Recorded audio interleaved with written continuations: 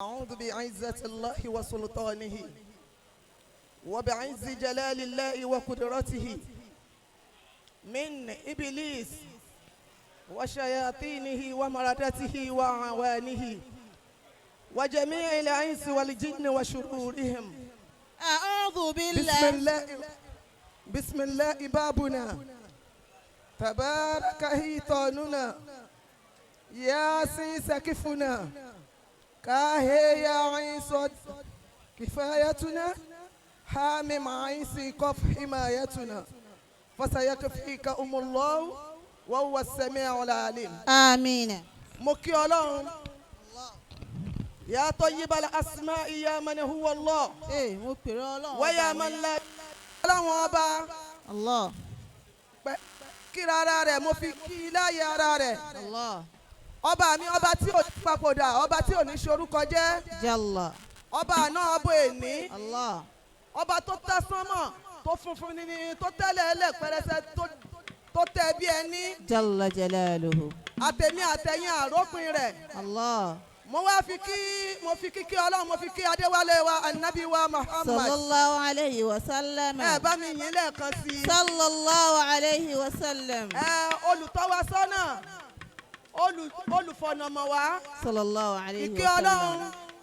Ọlọ́run orí ajẹ́njẹ́tàn rẹ̀ kó máa bá aṣáájú ẹ̀dá Ànábì wa Muhammad. Sallallahu alayhi wa sallam. Mo wá fi kíkí Ànábì Sallallahu alayhi mo wa fi sallam. kí àwọn àgbàlagbà bẹ̀rẹ̀ látòrí Maulana Sheikh Adam tagamada Allahu bi rahmatihi rahmatan wasi'a.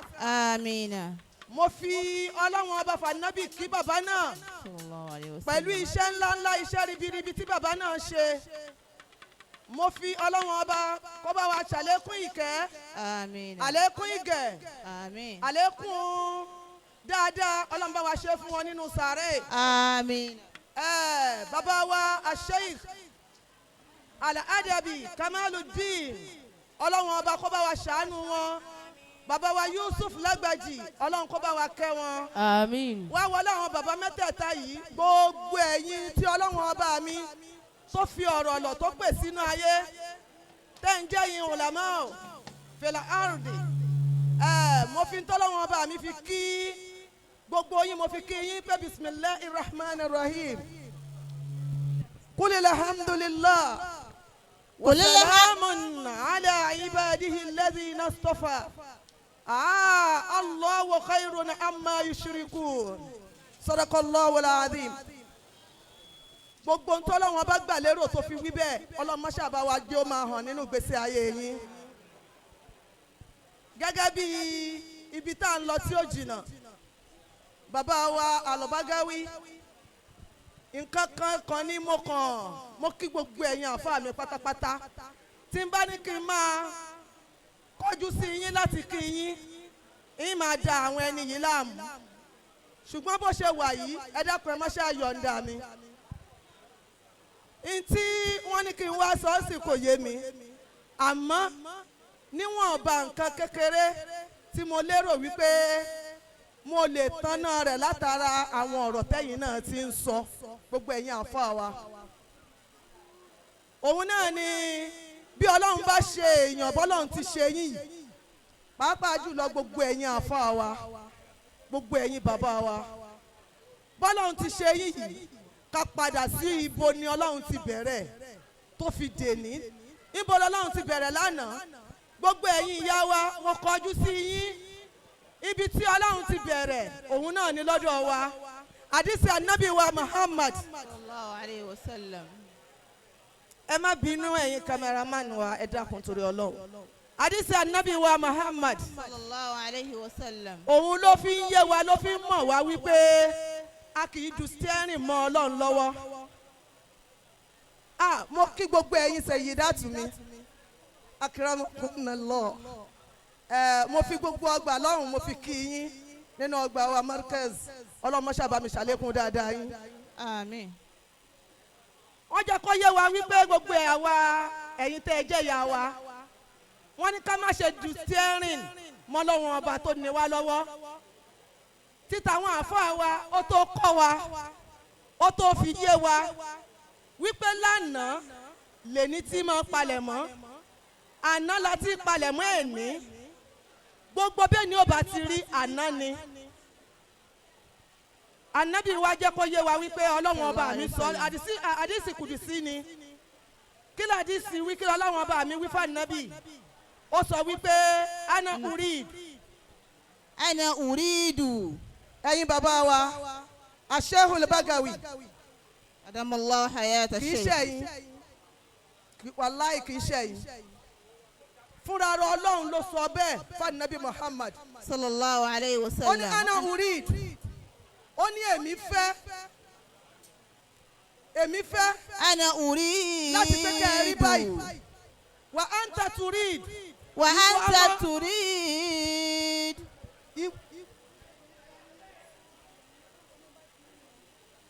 ẹ má ṣe àṣesùúrù nítorí ọlọ́run ẹ máa rí bẹ́ẹ̀ téèyàn bá fẹ́ tẹ́ gbogbo ayé lọ́rùn wàláhì máa rí bẹ́ẹ̀ àmọ́ yóò ṣẹ́kù síbi kan. àdìsí kùdìsí ní ana urid wa anta turidu hayakillah sẹ́yìdá ẹ dákun ẹ fi mí lọ́rùn lẹ́bàá yìí. hayakillah ó lé mi fẹ́ bí mo ti fẹ́ tó gbésí ayé rẹ̀ rè mo kí àwọn bàbá wa kí wọ́n máa wọlé bí mo ti fẹ́ tó gbésí ayé rẹ̀ rè ń sọ bẹ́ẹ̀ fún ìyá àti bàbá yín wa anta turid àwọn náà sì ń sọ pé báyìí làwọn ṣe fẹ́ yẹ kọ́ ọmọ àwọn dà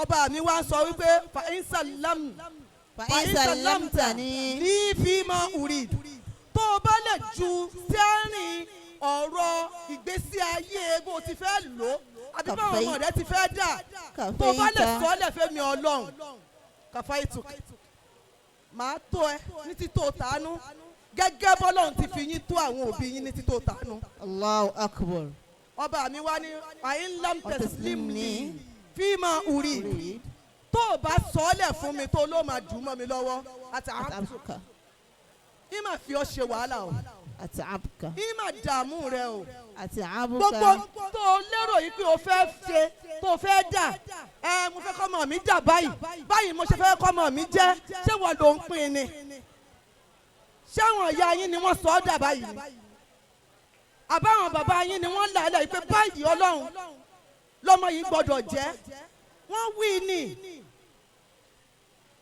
bẹ́ẹ̀ ó wu ọlọ́run ọba ló ṣe yín báyìí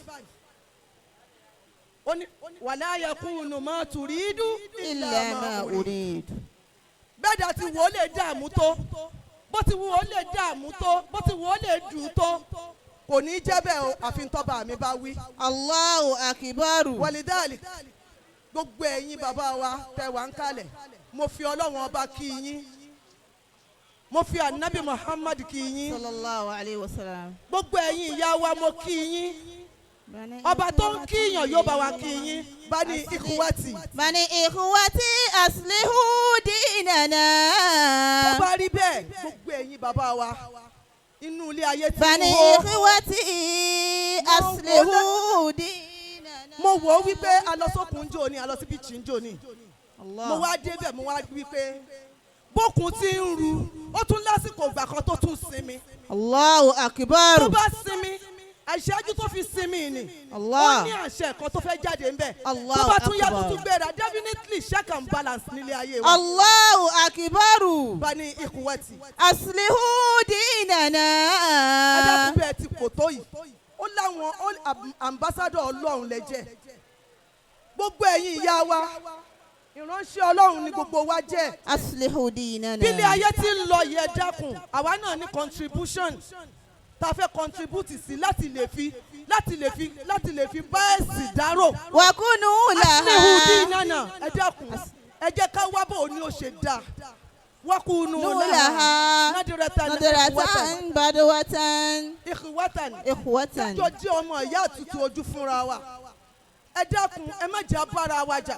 akimul wiyama Gbogbo ọ̀nà wasunu tí nǹkan fi ń nidam. dìde, ẹ jẹ́ ká gbé e dúró wa man sara fi maslakil maslakil awwalin. awwali tanal min fuyudatihim bi'tibar. gbogbo ẹsẹ̀ àwọn tàná tá gbogbo yín ń tọ̀ tẹ́ ẹ gbẹ́sẹ̀ lé lórí bàbá wa alimusitaba kò kí yín dáadáa mo fọwọ́ àdúrà kí yín. wasofa tanaluna. Hello?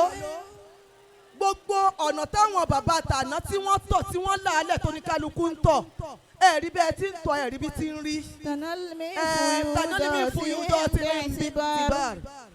Bàbá wa elébè kan àjẹyó mo ṣẹ̀ṣẹ̀ tajú kan rí yín ni Ọlọ́run ó jẹ́ pẹ́ fún wa. آمين. mo fi bàbá Kájọlà mo fi kí yín, mo fi bàbá wa oore ló pé mo fi kí yín, mo fi gbogbo ògo ńlá mo fi kí yín. أدام الله ونفعه. tanọ́límì fún yúdọ̀ tí ń bí باعتبار وسوف تنالون من ربكم. ẹ̀rí bó ti rí gbogbo abiyamọ o, gbogbo ẹ̀yin abiyamọ o. نعم wọ́n Ẹ dáhùn. dákun torí Ọlọ́run, ẹ má jẹ́ adu sẹ́rin ọ̀rọ̀ ilé ayé àwọn ọmọ wa mọ́lọ́run lọ́wọ́. Ẹ jẹ́ àfilẹ̀ fọlọ́run, ọba tó yanjú tàwọn tàná. Ìgbà kan ní gbogbo àwọn bàbá yìí ni wọ́n wà ní kéékèèké والله tí ò والله. sí kankan nínú àwọn òbí wọn tó lè fọwọ́ sọ̀yà pé tí wọ́n padà dà ní. الله الله. Bàbá wa baálẹ̀ àwọn kábíyèsí mo kí yín, bẹ́yìn náà ṣe wà yìí ó láwọn ọ̀kan tẹ́ ẹ jọ ṣe kékeré, ẹ mọ̀ pé ń tẹ́ máa padà dàrẹ́ nínú ìgbésí الله ayé yìí. الله. Gbogbo ẹni tọ́lọ́run bàbá wa gbé sípò ẹ jọ̀ọ́ ẹ má ṣàjẹ́ ká wòye sáwọn nǹkan tá a fẹ́ ṣe. Ta ló ní sábàbí rẹ̀ Ṣéhù Dáúdà? Ta ló ní sábàbí rẹ̀ o Ṣéhù Dáúdà? Fàlà. Ta ló ní sábàbí àwa? Ṣéhù Dáúdà fàlà. Bàbá wa á ní Ìlọrin o. Ṣéhù Ádámọ̀lì lórí. Bàbá wa á ní Ìlọrin. Ṣéhù Ádámọ̀lì lórí.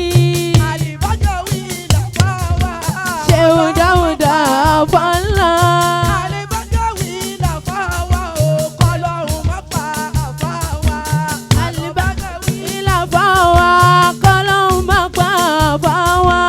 àlìbájáwí làbá wa o. Ọlọ́hun má pa àbá wa. Àkẹ́rẹ́ sí ìbájáwí. Ọlọ́hun má pa àbá wa. Kọ́lá àwọn bàbá. Ṣéhù Ádámọ̀lì lórí. Kọ́lọ́run má pa àlìbájáwí. Ọlọ́hun má pa àbá wa. Ọlọ́hun má pa àbá wa.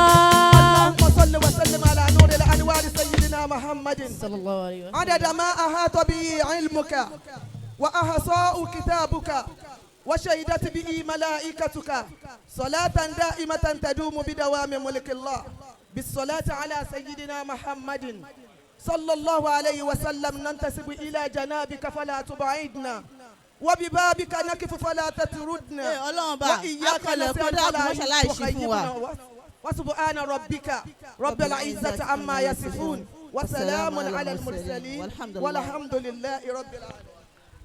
Gbogbo ìyá sọ pé Allahu akbar kabira. Allahu akbar kabira. Nínú àwọn ìyá tí àfọ olórin kan ròyìn tó ní wa minhunna jannatun yafiru zilaluha. Wa minhunna jannatun yafiru zilaluha. Wa minhunna niranun lahunna waqudun. Ìyá wa àgbà Umu Sofia ọba tó ní kẹ́ rí ibi ire tẹ́ sọ̀kalẹ̀ sí tí ìmọ́lẹ̀ wa ń pàdé ara wọn ìmọ́lẹ̀ náà ò ní dókùnkùn láyéláyé. Àmín. Mo fi bàbá wa gbà Mọ́lánà Sheikh Adam Abdullahi lórí àwọn náà lìmọ́lẹ̀ náà Ọlọ́run níjú ó parẹ́ ńlẹ̀ ọ̀dẹ̀dẹ̀ yín Ọlọ́run Muhammad wájú Ọlọ́run. Mo kí bàbá wa Sheikh wa Lukman Ọlọ́run mọ́sàjà rí yín gbẹ́sà. Àmín. Ìjọ bẹ́ẹ̀dẹ̀ la gbádùn yín gan pẹ̀lú kọ̀sídà bàbá Mọ́lánà Sheikh Alhaji Ibrahim Niyas